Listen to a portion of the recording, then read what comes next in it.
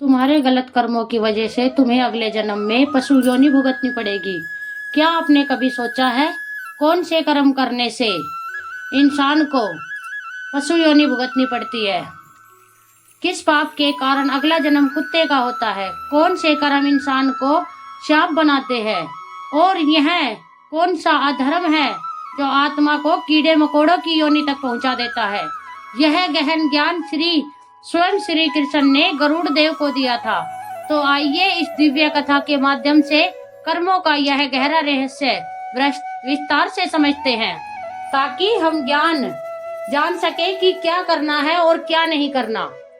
गरुड़ देव एक दिन द्वारिका में श्री कृष्ण के पास आए। उनके मुख पर गहरी जिज्ञासा थी और उनके मन में एक प्रश्न जो उन्हें भीतर से व्याकुल कर रहा था। प्रणाम कर वे बोले, प्रभु, मैंने देखा है कि मनुष्य मृत्यु के बाद कुछ जीव मनुष्य योनि में नहीं लौटते। कोई कुत्ता बन जाता है, कोई सांप, कोई कीड़े मकोड़े की योनि में चला जाता है। यह देखकर मेरा हृदय विचलित हो उठता है। कृपा बताइए, ऐसे कौन से पाप होते हैं जिनके कारण मनुष्य को पशु योनि प्राप्त होती है? श्री कृष्ण मंद मुस्कान के साथ गरुड़ देव की ओर देखे। उनका स्वर शांत था पर शब्दों में गहरी गंभीरता थी। वे बोले, गरुड़, तुम्हारा यह प्रश्न अत्यंत महत्वपूर्ण है। यह केवल तुम्हारी जिज्ञासा नहीं बल्कि समस्त मानव जाति के लिए विचार करने योग्य है। कर्म का फल सूक्ष्म होता है और उसे समझना सरल नहीं। थोड़ा ठहर कर श्री कृष्ण ने आगे कहा, इसका उत्तर मैं तुम्हें सीधे नहीं बल्कि एक कथा के माध्यम से दूंगा। यह कथा हर उस मनुष्य के लिए कल्याणकारी होगी जो अपने कर्मों और उसके परिणामों को समझना चाहता है। इतना कहकर श्री कृष्ण कथा आरंभ करने लगे और गरुड़ देव ध्यान पूर्वक सुनने लगे। बहुत ही समय पहले की बात है। एक शांत और हरियाली से भरे हुए गांव में एक ब्राह्मण रहता था। उसका घर सादा था और उसमें संतोष और शांति का वास था। ब्राह्मण वेदों और शास्त्रों का गहरा ज्ञान रखता था।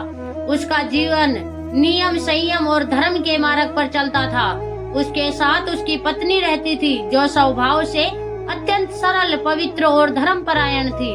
दोनों का जीवन एक दूसरे के सम्मान और समझ पर टिका हुआ था। ब्राह्मण की पत्नी प्रतिदिन प्रातः ब्रह्म मुहूर्त में उठती, स्नान करके स्वच्छ वस्त्र धारण करती और सबसे पहले तुलसी के पौधे में जल अर्पित करती। दीप जलाकर यह ईश्वर का स्मरण करती और पूरे मन से प्रार्थना करती। उसके लिए यह केवल एक नियम नहीं था बल्कि श्रद्धा से भरा हुआ भाव था। घर के हर काम में उसका मन लगा रहता और वह बिना किसी शिकायत के अपने कर्तव्य का पालन करती। उसके घर में धन, अन्न और सम्मान की कोई कमी नहीं थी। गांव के लोग ब्राह्मण का आदर करते थे और कठिन समय में उससे सलाह लेने आते थे। पर एक कमी थी जो दोनों के हृदय में चुपचाप पीड़ा बनकर रहती थी। उनके घर में कोई संतान नहीं थी। विवाह के कई वर्ष बीत गए थे पर सूना आंगन उनके भीतर से कचौप का रहता था। एक दिन संध्या के समय ब्राह्मण अपनी पत्नी के पास आकर बोला, मैंने जीवन में जो कुछ पाया है वह सब ईश्वर की कृपा से है, पर मन में किसी कोने में यह अभाव बार बार उभर आता है। क्या हमने कहीं कोई त्रुटि की है जो हमें यह सुख नहीं मिला? पत्नी ने शांत स्वर में उत्तर दिया, स्वामी, ईश्वर जो करता वह हमारे कल्याण के लिए ही होता है। संभव है यह भी हमारी किसी परीक्षा का समय हो। हमें धैर्य नहीं छोड़ना चाहिए, यह प्रार्थना करते रहना चाहिए। इसके बाद दोनों ने और अधिक नियम पूर्वक ईश्वर की उपासना आरंभ की। ब्राह्मण ने व्रत किए, दान दिया और तीर्थों का स्मरण किया। वह प्रतिदिन ईश्वर से केवल एक ही वरदान मांगता, संतान का नहीं बल्कि सुबुद्धि और सही मार्ग पर चलने की शक्ति का। पर मन के भीतर एक कोमल इच्छा सी छुपी रहती। समय बीतता गया। विवाह के 7 वर्ष पूरे हो गए। एक दिन ब्राह्मण की पत्नी ने एक अद्भुत स्वप्न देखा। उसने देखा कि एक दिव्य प्रकाश उसके घर में प्रवेश कर रहा है। वह घबरा कर उठी पर उसके मन में एक अजीब सी शांति थी। कुछ ही दिनों बाद उसने ब्राह्मण को यह समाचार दिया कि वह गर्भवती है। ब्राह्मण की आंखों में उस दिन आंसू थे। पर वे आंसू दुख के नहीं कृतज्ञता के थे। वह बोला, लगता है ईश्वर ने हमारी प्रार्थना सुन ली, अब हमारा कर्तव्य और भी बढ़ गया है। हमें इस आत्मा को सही संस्कार देने होंगे। समय आने पर उसके घर एक पुत्र का जन्म हुआ। पूरा घर आनंद से भर गया। वर्षों से सूना पड़ा आंगन बालक की किलकारियों से गूंज उठा। ब्राह्मण और उसकी पत्नी उस बालक को देखकर थकान और पीड़ा सब भूल गए। उसके लिए वह बालक केवल संतान नहीं, ईश्वर का प्रसाद था। ब्राह्मण बालक को गोद में लेकर अक्सर कहता, मैं चाहता हूँ कि मेरा पुत्र बड़ा होकर वेदों और शास्त्रों का ज्ञाता बने और धर्म के मार्ग पर चले, जैसे हमारे पूर्वज चले हैं। यदि उसके हृदय में करुणा और सत्य होगा तो ज्ञान अपने आप उसके पास आएगा।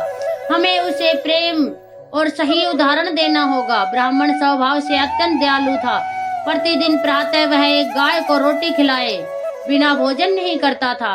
उसे लगता था कि यह उसका धर्म है। गांव की गलियों से गुजरते समय यदि कोई कुत्ता, बिल्ली या पक्षी उसे दिख जाता तो वह रुक कर उसे कुछ न कुछ खाने को अवश्य देता। यह सब वह दिखावे के लिए नहीं बल्कि भीतर की करुणा से करता था। एक दिन वह पड़ोसी ने उससे कहा, आप इतना दान करते हैं, हर जीव का इतना ध्यान रखते हैं, क्या आपको कभी यह बोझ नहीं लगता? ब्राह्मण ने शांत भाव से उत्तर दिया, यदि किसी भूखे को देखकर भी हृदय न पिघले तो ज्ञान और धर्म का क्या अर्थ रह जाता है। उसका पुत्र धीरे धीरे बड़ा होने लगा। ब्राह्मण उसे अपने साथ बैठाकर वेदों की ध्वनि सुनाता, मंत्रों का उच्चारण करवाता और साथ ही जीवन के छोटे छोटे संस्कार भी सिखाता। वह उसे केवल पुस्तक का ज्ञान नहीं, व्यवहार का ज्ञान देना चाहता था। बालक भी पिता की बातों को ध्यान से सुनता और उसके कार्य को देखता। एक दिन बालक ने पिता से पूछा, पिताजी, आप हर जीव को भोजन क्यों देते हैं? तो वे बोल भी नहीं सकते। ब्राह्मण ने उसके सिर पर हाथ रखते हुए कहा, बेटा, वे बोल नहीं सकते पर पीड़ा तो महसूस करते हैं। जो दूसरों की पीड़ा समझता है वही सच्चा मनुष्य होता है। समय अपनी गति से आगे बढ़ता रहा। वही बालक जिसे कभी पिता के शब्दों में सत्य और करुणा के बीज मिले थे, अब किशोरावस्था पार कर युवावस्था की ओर दहलीज पर खड़ा था। उसके भीतर की जिज्ञासा अब संयमित नहीं रही। गांव से बाहर की दुनिया, नए लोग और नई आदतें उसे अपनी ओर खींचने लगी। धीरे धीरे वह ऐसी संगत में पड़ गया जहां ना तो धर्म का मान था और ना ही संस्कारों की कदर। आरंभ में परिवर्तन बहुत सूक्ष्म था। वह पिता के साथ वेद पाठ में कम बैठने लगा, पूजा के समय बहाने बनाने लगा, माता की कही बातें उसे बोझ लगने लगी। ब्राह्मण यह सब देख रहा था पर उसने धैर्य नहीं छोड़ा। उसे विश्वास था कि पुत्र अपने मार्ग से भटक तो रहा है पर लौट आएगा। एक दिन ब्राह्मण ने शांत स्वर में पुत्र से कहा, बेटा, मैं देख रहा हूँ कि अब तुम्हारा मन ना अध्ययन में लगता है ना साधना में। बताओ, क्या तुम्हें कोई कष्ट है या हमसे कोई भूल हो गई है? पुत्र ने अपेक्षा से उत्तर दिया, पिताजी, आप हर बात को धर्म और नियम से क्यों जोड़ते हैं? आज की दुनिया अलग है। हर समय ग्रंथों में डूबे रहना जीवन नहीं होता। मुझे अपने तरीके से जीना है। माता यह सुनकर व्यथित हो उठी, चिंता के साथ बोली, बेटा, अपने तरीके से जीना गलत नहीं है पर सही और गलत का भेद जानना भी आवश्यक है। हम तुम्हें रोक नहीं रहे, बस तुम्हें गिरने से बचाना चाहते हैं। पर पुत्र के कानों पर जैसे जू तक नहीं रेंगती थी। अब वो देर रात तक घर से बाहर रहने लगा। उसके नए मित्र उसे गांव के बाहर ले जाते और नशा और मांस का सेवन आम बात थी। वही पुत्र जो कभी गाय और पक्षियों को प्रेम से देखता था, अब उन बातों को हंसी में उड़ा देता। एक रात वो नशे में झूमता हुआ घर लौटा। उसके वस्त्र अस्त्र व्यस्त थे और आंखों में मधुरा की लाली साफ दिख रही थी। ब्राह्मण ने यह दृश्य देखा तो उसका हृदय कांप उठा। उसने कठोर शब्द नहीं कहे पर स्वर में गहरी पीड़ा थी। बेटा, यह मार्ग तुम्हें कहाँ ले जाएगा? मैंने तुम्हें सत्य और संयम सिखाया था। तुम्हारे कर्म केवल तुम्हें ही नहीं पूरे वंश को प्रभावित करेंगे। पुत्र हंस पड़ा और बोला, पिताजी, आप पुरानी बातों में जीते हैं। जीवन एक बार मिलता है, अगर आपने मन से ना जिया तो ऐसे जीवन का क्या अर्थ? उसकी बातों में ने माता पिता के हृदय को जैसे चीर दिया। फिर भी वो मौन रहे। उन्हें लगा कि क्रोध से नहीं प्रेम से बात बन सकती है, पर समय के साथ पुत्र का व्यवहार और कठोर होता गया। वह माता पिता की बातों को खुलकर अपमान करने लगा। जब भी उसे समझाया जाता वो ताने देता और घर से बाहर निकल जाता। एक दिन उसके मित्रों के बीच बातचीत हो रही थी। एक मित्र ने संकोच से कहा, तुम्हारे पिताजी तो गांव में पवित्रता और धर्म के प्रतीक माने जाते हैं। तुम यह सब करते हो तो तुम्हें कभी अपराध बोध नहीं होता? तुम्हारे पिताजी तो गांव में पवित्रता और धर्म के प्रतीक माने जाते हैं। तुम यह करते हो तो तुम्हें कभी अपराध बोध नहीं होता? पुत्र ने मंदिरा का पात्र उठाते हुए उत्तर दिया, पिता का जीवन उनका है, मेरा जीवन मेरा है। मैं उनकी तरह बनकर अपनी जवानी नहीं गंवाना चाहता। उसकी हंसी में घमंड था और आंखों में अहंकार। वह यह भूल चुका था कि स्वतंत्रता और उत्कंठा में अंतर होता है। उधर घर में माता हर रात दीपक के सामने बैठकर प्रार्थना करती। उसके शब्द मौन होते पर आंसू बहुत कुछ कह जाते। एक संध्या ब्राह्मण ने अंतिम बार प्रयास करने का निश्चय किया। उसने पुत्र को अपने पास बैठाया और गंभीर स्वर में बोला, मैं तुम्हें आदेश नहीं दे रहा, केवल अनुभव की बात कह रहा हूँ। जो कर्म आज सुख देते लगते हैं वे कल पीड़ा बनकर लौटते हैं। पुत्र ने झुंझलाकर उत्तर दिया, आप हमेशा भविष्य की बात करते हैं, मैं वर्तमान में जीता हूँ। मुझे उपदेश नहीं चाहिए, मुझे मेरी आजादी चाहिए। उस रात ब्राह्मण बहुत देर तक जागता रहा। उसने अपने ही कर्मों पर विचार आने लगा। क्या कहीं पालन पोषण में कोई कमी रह गई थी? क्या प्रेम अधिक था या अनुशासन कम? उसके भीतर एक अनजाना भय घर करने लगा, मानो आने वाला समय कोई कठोर परीक्षा लेने वाला हो। पुत्र पूरी तरह गलत संगत में डूब चुका था। मांस और मंदिरा उसके लिए सामान्य हो गए थे। घर की मर्यादा, माता की ममता और पिता का तप सब उसके लिए अर्थहीन होते जा रहे थे। वह अपने कृत्यों को तर्कों से नहीं सही ठहराता, पर भीतर कहीं एक खालीपन भी था जिसे वह स्वीकार नहीं करता था। समय बीतने के साथ ब्राह्मण के पुत्र के शोक अधिक बढ़ते चले गए। मंदिरा, मांस और अय्याशी अब उसकी आदत नहीं, आवश्यकता बन चुकी थी। पर उसकी अपनी कोई कमाई नहीं थी। अब तक वह जो कुछ करता आया था पिता के धन पर ही निर्भर था। धीरे धीरे ब्राह्मण के घर का सारा संचित धन उसी की गलत आदतों में नष्ट हो गया। जो घर कभी संतोष और सादगी का प्रतीक था, वहां अब अभाव ने दस्तक दे दी। एक दिन वह फिर पिता के पास आया। उसके स्वर में विनय नहीं, अधिकार था। उसने रूखे स्वर में कहा, मुझे धन चाहिए, मेरे मित्र प्रतीक्षा कर रहे हैं, आज मुझे खाली हाथ नहीं जाना है।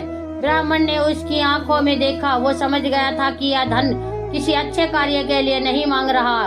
भारी मन से उसने उत्तर दिया, बेटा अब मेरे पास देने को कुछ भी नहीं बचा। जो था सब तुम्हारे शोकों में चला गया और मैं ऐसे कर्मों के लिए अब और धन नहीं दे सकता। यह सुनते ही पुत्र का क्रोध भड़क उठा तो उसने मुझे बेसहारा छोड़ दिया। आपने अभी मेरी इच्छाओं को समझा ही नहीं। अगर धन नहीं दे सकते तो मुझे उपदेश देने का भी अधिकार नहीं रखते। माता बीच में आई। उसके स्वर में कांपती हुई पीड़ा थी। बेटा क्रोध में ऐसे मत बोलो, हमने तुम्हारे लिए क्या नहीं किया। आज भी तुम्हें सही मार्ग पर लाने की आखिरी कोशिश कर रहे हैं। पर पुत्र पर जैसे अंधकार छा गया था। गुस्से में उसने सारा का सारा मान मर्यादा भूलकर माता पिता पर से झगड़ा किया, कटु शब्द बोले, अपमान किया और अंत में उन्हें घर से बाहर निकाल दिया। जिस आंगन में उन्होंने उसे चलना सिखाया था उसी आंगन से वे आज अपमानित होकर निकल पड़े। ब्राह्मण की आंखों से आंसू बह रहे थे पर वह शांत था। उसने पत्नी का हाथ थामा और कहा, संभव है यही हमारे कर्मों की परीक्षा हो। ईश्वर जहाँ ले जाएंगे वही हमारा आश्रय होगा। रात के समय दोनों जंगल की ओर बढ़ते चले गए। ना कोई ठिकाना, ना कोई साधन। चलते चलते वे एक आश्रम पहुँचे जहाँ एक वृद्ध गुरु रहते थे।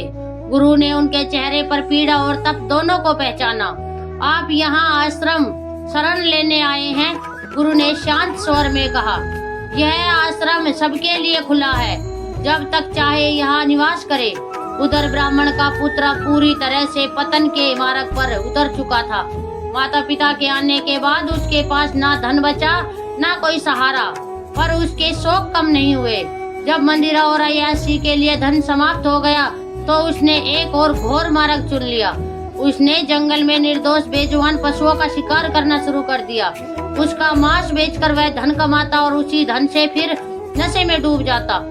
एक रात उसके मित्रों के साथ बैठा वो गर्व से बोला, अब मुझे किसी पर निर्भर नहीं रहना पड़ता। जंगल में सब कुछ मुफ्त है, बस हिम्मत चाहिए और हाथ में हथियार। एक मित्र ने हंसते हुए कहा, तुम तो अब सच में अपने पिता से बिल्कुल अलग बन गए हो। तुम उन्हें पता चले तो क्या कहेंगे? उसने ठहाका लगाया, वे अपने आश्रम और भजनों में खुश होंगे और मैं अपनी जिंदगी में जिसे जो पसंद है वही उसे करना चाहिए। समय इसी तरह बीतता गया, पाप पर पाप जुड़ते चले गए। फिर एक दिन उसके भीतर शरीर पर लाल फुंसियां निकल आई। पहले उसने ध्यान नहीं दिया, पर कुछ ही दिन में वे पूरे शरीर में फैलने लगी। उसमें असहनीय जलन और पीड़ा थी। वो ना ठीक से बैठ पाता ना लेट पाता। रातें करवटें बदलते कटने लगी। उसने अपने मित्रों को बुलाकर कहा, मेरे शरीर में भयंकर जलन हो रही है, शायद कोई बीमारी लग गई है। कुछ दिन मेरे साथ रहूं, मुझे अकेला मत छोड़ो। मित्रों ने उसे ऊपर से नीचे तक देखा। फुंसियों से रिश्ता रक्त और दुर्गंध उन्हें भयभीत कर रही थी। दोस्तों ने कहा, यह तो कोई भयंकर रोग लगता है, हमारे लिए खतरा हो सकता है, तुम किसी वैद्य को दिखाओ, हम यहाँ नहीं रुक सकते। इतना कहकर वे एक दूसरे कर दूर हो गए। जिनके लिए उसने माता पिता को ठुकराया था वहीं उसे इस हालत में अकेला छोड़ गए। वो अकेला बैठा अपने शरीर की पीड़ा से कराहता रहा। मन में विचारों का तूफान उठने लगा। आज यह मित्र कहाँ हैं जिन्हें मैंने अपना सब कुछ माना, और जिन माता पिता को मैंने निकाल दिया है, मुझसे कितना प्रेम करते थे। उसकी आंखों से आंसू बहने लगे। पहली बार उसे अपने कर्मों का भार महसूस हुआ। मैंने किसके लिए यह सब किया? मंदिरा और मांस के लिए, क्षणिक सुख के लिए मैंने अपना सब कुछ खो दिया। अब उसे माँ की प्रार्थनाएं याद आने लगी। पिता के शांत शब्द कानों में गूंजने लगे। शरीर की पीड़ा से अधिकतम मन की पीड़ा उसे जला रही थी। वह जान चुका था कि जिसने अपने को ठुकराया वह अंत में अकेला ही रह जाता है। जंगल की खामोशी में उसकी सिसकियां गूंज रही थी। समय अब उसके लिए ठहर सा गया था। मित्रों के चले जाने के बाद ब्राह्मण का वह पुत्र पूरी तरह अकेला पड़ चुका था। शरीर पीड़ा से भरा था, मन पछतावे से। उसी एकांत में उसे पहली बार माता पिता की याद सच्चे अर्थों में आई। उसे लगा यदि इस संसार में अब कोई उसे स्वीकार कर सकता है तो वे केवल उसके माता पिता ही है। उसी क्षण उसने निश्चय किया कि वह उन्हें ढूंढेगा। ना यह जानता था कि कहाँ है, ना यह जानता था कि वे जीवित भी है या नहीं। फिर भी वह लंगड़ाते हुए जंगल के रास्ते पर चल पड़ा। हर कदम के साथ शरीर की जलन बढ़ रही थी, पर मन में एक ही भाव था, क्षमा मांगने का। चलते चलते वे जंगल के और भीतर पहुंच गया। पेड़ घने होते जा रहे थे। सूर्य का प्रकाश धरती तक मुश्किल से पहुंच रहा था। चारों ओर अजीब सी खामोशी थी, मानो जंगल भी उसे चेतावनी दे रहा हो। पक्षियों की आवाजें भी अब कम हो गई थी। वो बुदबुदाया, माँ, पिताजी, आप जहाँ भी हो, बस एक बार मुझे क्षमा कर दीजिए। कुछ देर आगे बढ़ने पर अचानक उसे झाड़ियों में हलचल सुनाई दी। उसका हृदय जोर जोर से धड़कने लगा। अगले ही क्षण उसकी आंखों के सामने एक तेंदुआ आ खड़ा हुआ। उसकी आंखें जलती हुई थी, शरीर दुबला था और चाल से स्पष्ट था कि वो कई दिनों से भूखा है। वो धीरे धीरे उसकी ओर बढ़ने लगा। ब्राह्मण का पुत्र भय से कांप उठा। उसके पैर जैसे जड़ हो गए। कांपती आवाज में वो बोला, मुझे मत मारो, मैं बहुत पीड़ा में हूँ। मैं अपने माता पिता को खोजने जा रहा हूँ। मेरे शरीर पर फोड़े हैं, मैं और नहीं सह सकता। तेंदुआ रुका। उसकी आंखों में कोई करुणा नहीं बल्कि कठोर स्मृति थी। गहरी गंभीर आवाज में वह बोला, तुम आज अपने प्राणों की भीख मांग रहे हो। जब तुमने निर्दोष पशुओं को मारा था तब उन्होंने भी जीवन की भीख मांगी होगी। तुमने तब उनकी पीड़ा नहीं सुनी। लड़के की आंखों में आंसू बहने लगे। वो बोला, मुझसे पाप हो गया, मैं अज्ञान में था, मुझे नहीं पता था कि यह सब इतना भयंकर परिणाम देगा। तेंदुआ एक कदम और आगे बढ़ा और बोला, अज्ञान का बहाना मत दो, तुम्हें सही और गलत का ज्ञान था। तुम एक ब्राह्मण के पुत्र हो, फिर भी तुमने जानबूझकर अधर्म चुना। उसकी आवाज जंगल में गूंज रही थी। लड़का पीछे हटना चाहता था पर शरीर ने उसका साथ नहीं दिया। वो सिसकते हुए बोला, मैंने अपने माता पिता का अपमान किया, आज मैं अकेला हूँ, मुझे एक अवसर और दे दो। तेंदुए की आंखों में एक अजीब सी चमक आई। वो बोला, तुम्हारी कथा मुझे अपनी याद दिलाती है। मैं भी एक समय मनुष्य था, मुझे भी जीवन का सही मार्ग पता था, फिर भी मैंने हिंसा और स्वाद को चुना। लड़के ने चौंक कर उसकी ओर देखा। तुम मनुष्य थे, यह कैसे संभव है? क्या यह भी कर्मों का फल है? तेंदुए ने गहरी सांस ली। उसने कहा, पिछले जन्म में मैं भी बेजुबान पशुओं को मारता था, उसका मांस खाता था और उसे अपना अधिकार समझता था। मृत्यु के बाद वो बोला, मुझे इस योनि में जन्म मिला, तब से आज तक इसी जंगल में भटक रहा हूँ। लड़के का शरीर भय से शून्य हो गया और बोला, तो क्या मेरे लिए भी यही भाग्य है? क्या मेरे पाप मुझे भी ऐसी ही योनि में ले जाएंगे? तेंदुआ गंभीर स्वर में बोला, कर्म कभी नष्ट नहीं होते, वे समय आने पर फल देते हैं। तुम्हारे कर्म आज तुम्हारे सामने खड़े हैं। लड़के ने हाथ जोड़ दिए। मुझे क्षमा कर दो, मैंने जीवन को हल्के में लिया, मुझे नहीं पता था कि हर कर्म का लेखा रखा जाता है। तेंदुआ कुछ क्षण शांत रहा, फिर बोला, पश्चाताप तब मूल्यवान होता है जब कर्म करने से पहले हो। आज का पश्चाताप तुम्हें पीड़ा से मुक्त नहीं कर सकता। आज मैं तुम्हें खाकर अपनी भूख मिटाऊंगा और तुम्हारे लिए यह भी तुम्हारे कर्मों का ही फल है। लड़का जोर से रो पड़ा, माँ, पिताजी, मैंने बहुत बड़ी भूल की, काश समय लौट सकता, पर समय कभी लौटता नहीं। अगले ही क्षण तेंदुए ने उस पर झपटा मारा। जंगल की शांत एक चीख सी टूट गई, फिर सब कुछ शांत हो गया। कुछ ही पल में उस ब्राह्मण पुत्र का जीवन समाप्त हो गया। अचानक उसके सामने दो भयंकर आकृतियां प्रकट हुई। उसके नेत्र अग्नि समान थे और हाथों में पाश था। वे यमदूत थे। एक यमदूत कठोर स्वर में बोला, तुम्हारा समय पूर्ण हो चुका है, अब तुम्हें अपने कर्मों का फल भोगना होगा। चलो, यमपुरी में धर्मराज तुम्हारी प्रतीक्षा कर रहे हैं। उस लड़के की आत्मा कांप उठी। मुझे और अवसर नहीं मिलेगा, मैं पश्चाताप कर चुका हूँ। अब क्या अब भी कोई मार्ग शेष नहीं? दूसरा यमदूत बोला, पश्चाताप का समय जीवन में होता है, अब तो केवल कर्मों का लेखा शेष है। वे दोनों उसकी आत्मा को साथ लेकर यमपुरी की ओर चल पड़े। मार्ग में आने उसने अनेक आत्माओं को देखा। कोई रो रहा था, कोई करा रहा था, कोई मौन खड़ा था। हर चेहरे पर अलग पीड़ा थी, यह पर कारण एक ही था, अपने कर्म। कुछ ही समय में वे यमपुरी पहुँचे। वहाँ का वातावरण गंभीर था। विशाल सभागृह में धर्मराज यमराज विराजमान थे। उनके मुख पर न क्रोध था न करुणा, केवल न्याय। उनके समीप चित्रगुप्त अपने ग्रंथों के साथ खड़े थे। यमदूतों ने प्रणाम कर कहा, महाराज, यह वही आत्मा है जिसने जीवन में अनेक अधर्म किए, इसे आपके सम्मुख उपस्थित किया गया है। यमराज ने गंभीर दृष्टि से आत्मा की ओर देखा। उन्होंने कहा, चित्रगुप्त, इसके कर्मों का पूरा लेखा प्रस्तुत करो। चित्रगुप्त ने ग्रंथ खोला। उनका स्वर शांत था पर शब्द कठोर सत्य से भरे थे। यह आत्मा एक धर्मनिष्ठ ब्राह्मण की संतान थी। इसे सही और गलत का पूर्व ज्ञान प्राप्त था, फिर भी इसने जानबूझकर अधर्म का मार्ग चुना। उन्होंने आगे बढ़ा, माता पिता का अपमान किया, उसके धन को नशे और विलास में नष्ट किया, निर्दोष पशुओं की हत्या कर मांस का व्यापार किया। पश्चात देर से किया, जब फल सामने आ चुका था, आत्मा सिर झुकाए खड़ी थी। महाराज, वो बोली, मैंने बहुत बड़ी भूल की। मैं स्वीकार करता हूँ कि मेरे कर्म गलत थे। मुझसे जो भी दंड हो, मैं उसे सहने को तैयार हूँ। यमराज का स्वर गूंजा, न्याय स्वीकार करना धर्म की पहली सीढ़ी है, पर यह तुम्हारे कर्मों को मिटा नहीं सकता। हर कर्म का फल भोगना ही पड़ता है। उन्होंने कुछ क्षण मौन रखा, फिर बोले, तुमने जीवन में बेजुबान पक्षियों को पीड़ा दी, अब तुम्हें स्वयं उन योनियों में जाकर उस पीड़ा को अनुभव करना होगा।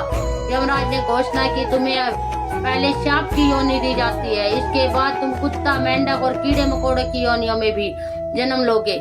वे योनियां जहाँ भय, भूख और तिरस्कार निरंतर साथ रहते हैं। आत्मा कांप उठी, क्या यह दंड कभी समाप्त होगा? क्या मुझे मानव जन्म फिर मिलेगा? यमराज ने उत्तर दिया, जब तुम्हारे संचित कर्म समाप्त होंगे तभी आगे का मार्ग खुलेगा। यह यात्रा लंबी है पर न्यायपूर्ण है। इसके बाद यमदूतों ने उसे सांप की योनि में भेज दिया। अगले ही क्षण वह स्वयं को धरती लोक में एक सांप के रूप में अनुभव करने लगा। ना भाषा थी, ना अभिव्यक्ति, केवल भय और भूख। हर पल उसे मनुष्य से खतरा था, हर जीव उसे मारने को तत्पर था। सांप की योनि में उसने पहली बार समझा कि भय क्या होता है। पत्थरों के नीचे छुप कर रहना, भोजन के लिए संघर्ष करना और हर क्षण मृत्यु की आशंका। उसे अपने पिछले जन्म की क्रूरता अब स्पष्ट दिखाई देने लगी। समय बीतने पर जब उस योनि का फल पूरा हुआ तो उसे दूसरी योनि में भेज दिया गया। कभी वह कुत्ता बना जहाँ उसे दुत्कार और भूख मिली, कभी मेंढक जो हर कदम पर कुचले जाने का भय सहता है, कभी कीड़ा जिसे कोई महत्व नहीं देता। हर योनि में उसे एक ही बात समझ में आती गई, जिस पीड़ा को मैंने दूसरों को दिया वह पीड़ा अब मेरे अनुभव बन चुकी है। उसकी चेतना धीरे धीरे परिपक्व होने लगी। उसे माता पिता का प्रेम, पिता की करुणा और माता की प्रार्थनाएं अब स्पष्ट दिखने लगी। पर अब शब्द नहीं थे, केवल अनुभव थे। कथा सुनने के बाद श्री कृष्ण कुछ क्षण मौन रहे, फिर वह आगे बोले, मनुष्य पशु की योनि प्राप्त करेगा। उसके कई कारण हैं। पहला कारण है क्रूर हिंसा और निर्दयता।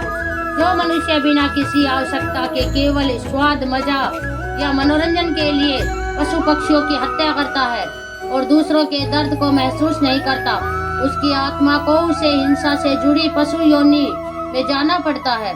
ऐसे कर्म करुणा से शून्य होते हैं और करुणा के बिना मनुष्य नहीं रह पाता। फिर श्री कृष्ण ने आगे कहा, दूसरा कारण है भोजन में लोभ और असमय।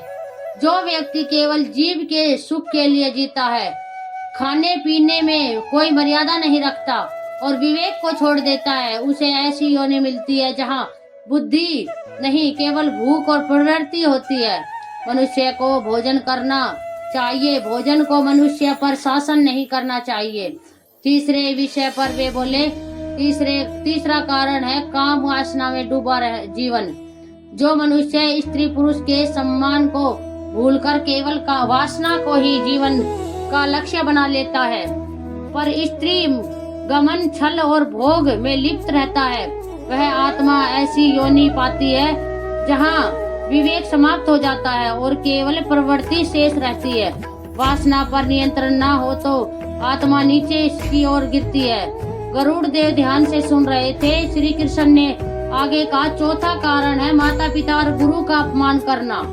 जिसने जीवन मिला, जिनसे जीवन मिला, जिनसे संस्कार और दिशा मिली, यदि मनुष्य उन्हें ही अपमान करे, उनकी सेवा से मुंह मोड़ ले, तो वह कृतज्ञ कहलाता है। ऐसी आत्मा को ऐसी पशु योनि मिलती है जहाँ सेवा तो करनी पड़ती है पर सम्मान नहीं मिलता।